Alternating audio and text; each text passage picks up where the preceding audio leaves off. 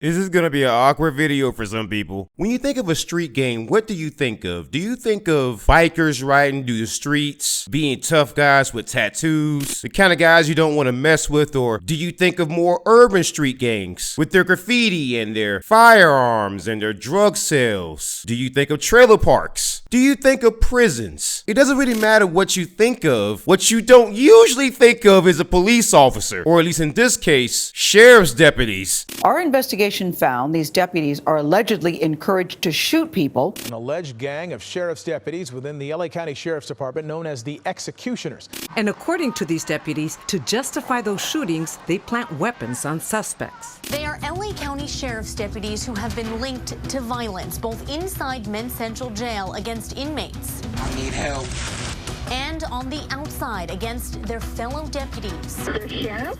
Yeah, they're sheriff and they're fighting downstairs. If you're under the impression this is an ancient problem and there aren't current issues, well, here's a court document from April 30th, 2019, which was only 2 years ago. And this court document is describing an incident where 7 sheriff's deputies are suing the county of Los Angeles because they are alleging that members of the Banditos, or a police gang, beat them up when they were lined up against the wall as new recruits, and they were beaten to enforce a code of silence. One deputy was allegedly knocked unconscious, and the other was said to be choked to the point of suffocation. And this is not the first time. In 2014, Los Angeles County paid $1.5 million in a settlement to a female deputy who had been on duty for 10 years because she said that members of the Banditos gang, you know, the gang of sheriff deputies, sexually harassed, threatened, and demanded sex from her as a part of her quote-unquote training. She also said that she was being retaliated against, and that retaliation included being run off the road by another deputy, slammed into a wall while she held a loaded shotgun, and a dead rat being placed under her car in response to her reporting the group's behavior. And there were other deputies who were females who also came forward. And the Banditos are not the only ones. In 2018, Los Angeles County had to settle for a $1.5 million lawsuit again, partially because they had a deputy who perjured himself when he lied on the stand and said he wasn't a member of a sheriff's department gang known as the Regulators. And this court document gives us even more juicy details, such as the fact that the very first Los Angeles Sheriff's Department gang was discovered in 1971, and they were known as the Little Devils, who were overwhelmingly white officers who patrolled areas that were primarily African American and Latino. Now, interesting fun fact, in 1971, Ronald Reagan was the governor of California.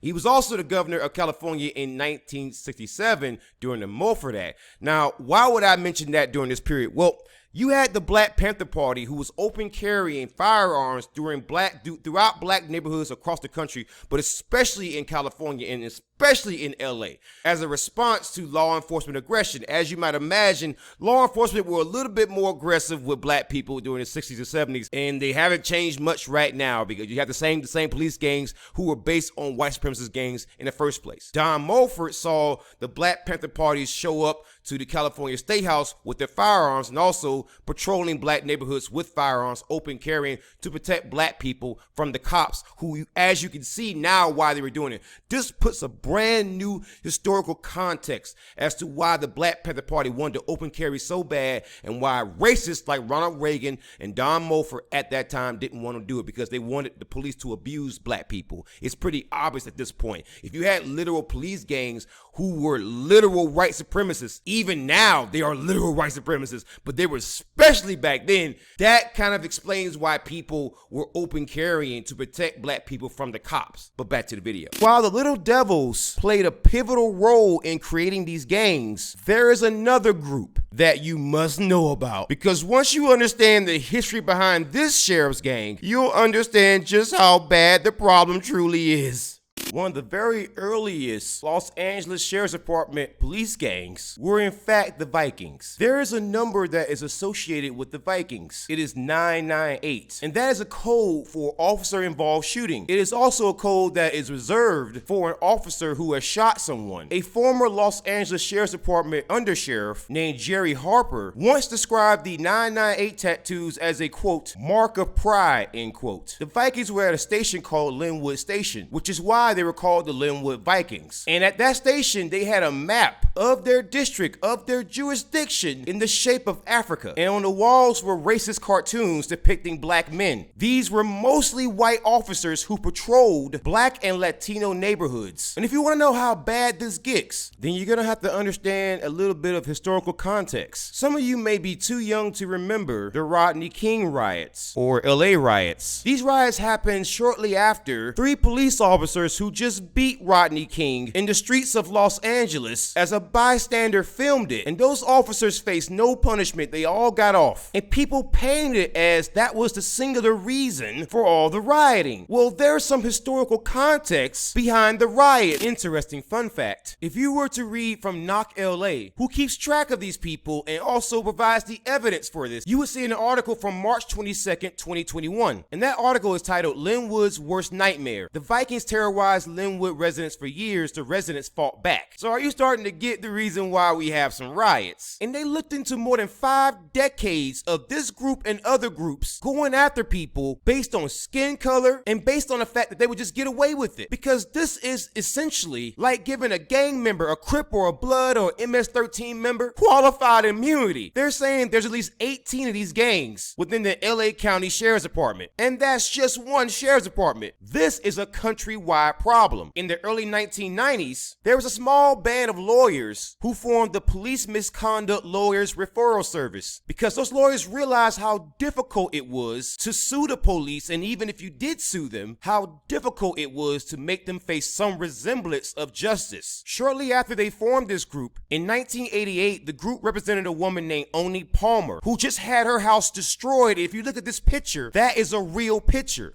The police did this to this woman's home for absolutely no reason. Even the wall damage there in the background, the holes in the walls, everything. They did this to that woman's home. The white man in the background there, who sat on the board of the Police Misconduct Lawyers Referral Service and also worked with the National Police Accountability Project, was trying to help this woman because he realized how racist the LA County Sheriff's Department truly was. The main issue here is that Oni Palmer was not the only one. Members of the Vikings and associate gangs within the LA County Sheriff's Department who just went on an insane raid where at least 30 people saw their homes ripped apart. And to add insult to injury, while their homes are being ripped apart, they were held at gunpoint by those deputies. At least 100 people are living with lifelong trauma of being held at gunpoint, your home being destroyed, and nobody paying any kind of money to replace the damage. And members of the Linwood Vikings started going insane. In February 1990, sheriff's deputies savagely beat Lloyd Polk and imprisoned him for 17 days. The insane part about this is that Polk, a half-black, half-Latino man, had all of the charges dismissed. And by Lloyd Polk coming forward and helping other families and other victims of the LA County Sheriff's Department's police brutality, you started having white people come forward. For example, on February 10th, William Leonard was shot and killed by a bunch of deputies 27 times and was unarmed, and the shooting was witnessed by his teenage daughter. On February 11, 1990, on the 5100 block of Beechwood in Los Angeles, 6 unidentified deputies stopped, detained, and arrested a Latino man named Fernando Martinez. While being arrested, for no reason by the way, his head was shoved into the window of the deputy's car, and they shoved his head into that window so hard that it cracked the window. That man was denied medical attention following the incident. 2 blocks away at 11144 Virginia Avenue, a bunch of deputies decided to drag Jose Ortega, a Latino man, and Aaron Bredegam, a white man, off their front porch. The deputies repeatedly beat these 2 men with a metal flashlight. Both were released and the officers just left. A neighbor witnessed the beatings, called in a complaint to the Linwood station, and deputies returned under the direction of Sergeant Yarborough of the Los Angeles Sheriff's Department. They took Ortega to the St. Francis Hospital for x-rays and treatment, and while at the hospital, for no reason, 2 officers showed up and arrested this man. So instead of receiving medical attention, he was charged and prosecuted. A few days later after that, February 15, 1990, Alvin Washington, Jeffrey Holloman, Danny Williams, and Charles Scott were black men who were gathered at Washington's auto repair shop in LA. For no reason whatsoever, Los Angeles County Sheriff's deputies just entered the shop and ransacked it. The shop's safe, diagnostic computer, tools, equipment, and files were all damaged. As they destroyed the shop, deputies held guns to the heads of Holloman and Williams for no reason. Deputies then kicked both of them, pushed Holloman's face into the ground, and stomped on his hand, dislocating his thumb. And then on March 1st, 1990, you had 6 botched raids. And there was a lawsuit as a response to this. For example, at the Maya family home of one Carlos Maya, deputies showed up and served a search warrant. There was a Latino family of 9 there, including children. And even the children were held at gunpoint. Their house was torn apart. 5 deputies took Carlos Maya into custody. And then at the Linwood station, they beat him for no reason. This wasn't the only time that deputies just abused Latino people. There was another incident where a Latino family of 8 had their homes forcibly entered to execute a search warrant. There were children in the home who were also held at gunpoint. There was a woman inside the home who was bedridden because she had a surgery and she was recovering. The deputies had no mercy on this woman and they lifted her out of the bed and forcibly moved her around inside the home. And that wasn't the only raid in that neighborhood at that exact same time. More deputies approached a Latino man named Sergio Galindo. The deputies raided Galindo's home just as they had done the Maya family. Same year, multiple families were held at gunpoint. In fact, there was one incident involving the Calderon family in LA. The residence was just invaded by sheriff's deputies who tore through their belongings and also took a rifle that was lawfully owned. And when the rifle was supposedly returned, it was returned in a damaged condition that made it inoperable. Ruben Calderon was then attacked by multiple deputies. They choked this man with a flashlight, slammed the car door on his legs, and arrested him. Once he arrived at the Linwood station, which is the home of the Linwood Vikings, he was beaten again. After his mother called to complain about his treatment, the deputies responded by giving him threats and then beating him again. March 24th, 1990, 2 groups of deputies unlawfully detained a Latino family of 7. Sergio Sanchez, Alfredo Sanchez, Alfonso Sanchez, and Jose Sanchez were beaten with batons and flashlights. Estela and Marta Velez, who was 8 months pregnant, were assaulted as well. Yelfonza Lorenzana, who was an 82-year-old great-grandmother, was held at gunpoint while she was laying in bed. The same happened to another Latino man by the name of Richard Hernandez. On April 13th, 1990, sheriff's deputies arrested a man named Raul Gonzalez, a Latino man, on a charge of attempted robbery. Deputies separated Gonzalez from his family members so that they can beat him and cause serious injuries to his head and body. And then they imprisoned him for 10 days. On the very next day, more deputies arrested and detained a man named Jesse Melendrez and then beat him in the back of a patrol car while he was handcuffed. They then brought him inside the Linwood station, handcuffed him to a swivel chair, and beat him some more. On April 15, 1990, Easter Sunday, Fernando Martinez was arrested again. While he was back of the patrol car, a deputy drove recklessly while Martinez was handcuffed in the back of the patrol car, causing his head to smash into the metal partition separating the front and back seats of the vehicle. Once the deputies and Martinez got to the station, they beat, choked, and kicked that man. April 17, 1990, deputies stopped, detained, and arrested Salvador Preciado and Rafael Ochoa. Both men were beaten in their faces. One deputy shoved a loaded revolver into Ochoa's mouth and told him, "Every time you see us, we are going to fuck with you." And as promised, just 3 days later, 9 deputies stopped Preciado and Ochoa again. Preciado was kept in a dark cell and beaten while Ochoa's house was raided without a warrant. 2 weeks later, deputies showed up and attacked Darren Thomas, Michael Sterling, Kevin Marshall, and William Scott, all black, while they stood in their own yard. While on the way to the police station, the deputies drove recklessly to cause Thomas, Sterling, Marshall, and Scott to fall into hard surfaces in the back of the squad car. Once they got to the Linwood station, the home of the Linwood Vikings, the men were taken into a gang trailer and beaten. Thomas was kicked in the face, choked into unconsciousness twice, and electrocuted with a taser. Marshall had a shotgun held to his head. Throughout the beating, the deputies told the men, "Yeah, niggers, you ain't got no rights. We're gonna make sure you don't ask any more questions." The deputies then tried to lie, said that Thomas was drinking an alcoholic beverage in public. Thomas was charged with battery of an officer and prosecuted. 1 year later, the charges were dropped. On May 5th, 1990, deputies shot and killed 15-year-old Lawrence Johnson. Here's an excerpt from the actual court file. Plaintiff Marion English is the mother and heir at law of Lawrence Johnson, deceased, a 15-year-old African-American youth killed killed in part because of his race or color by one or more deputy sheriffs assigned or stationed at the Linwood station. 1 week later, deputies opened fire on Tracy Batts as he traveled down Atlanta Avenue. The deputies claimed that Batts was armed, but that too was not true. 2 weeks later, after Lawrence Johnson's death, the 15-year-old who was gunned down by cops, Ron Dalton, Eric Jones, and Marcelo Gonzalez were detained and arrested. All 3 men were beaten. One of the deputies shoved a loaded revolver into Dalton's mouth and then threatened to blow his head off. Another deputy put a gun to Gonzalez's head and pulled the trigger, but the gun did not fire. All 3 men saw charges, but those charges were dropped. May 25th, 1990. One of the same deputies who shot at Tracy Batts the first time, Deputy Ramo, tried to shoot at him again. According to the lawsuit, Ramo and another deputy named Thompson falsely identified the others that Batts was armed and dangerous. After searching for Batts for hours, Deputy Pippin found Batts and shot him in the right leg. When Batts fell on the ground, because that's what happens when you get shot in your leg, Deputy Leslie instructed Compton Police Officer Zampiello to unleash his attack canine on Batts' injured legs, mauling him. May 26, 1990, LZ Coleman was chased down and shot by Deputy Paul Archibald. That deputy claimed that Coleman possessed a firearm and brandished it. According to the lawsuit, the deputy falsified evidence against Coleman. Coleman was charged but fully acquitted the following year after a lengthy trial. Gary Castlelam, who was Coleman's legal team, says he received a note from the jury reading the deputy ought to be in prison. In September 1990, over 24 civil rights attorneys compiled these claims and filed the class action civil rights suit in federal court. Now, of course, this is not all the information available on police gangs. There's a lot more info out there. However, I just wanted to open your eyes to the problem, and I think with all the information that's provided here, you can see why I say all cops are bastards. Because there's no way this kind of stuff continues for as long as it has without the help of the so-called good apples. And stories like this, and stories and angles like this are the reasons why I don't believe there are good apples. But what do I know? I'm just the devil in the details.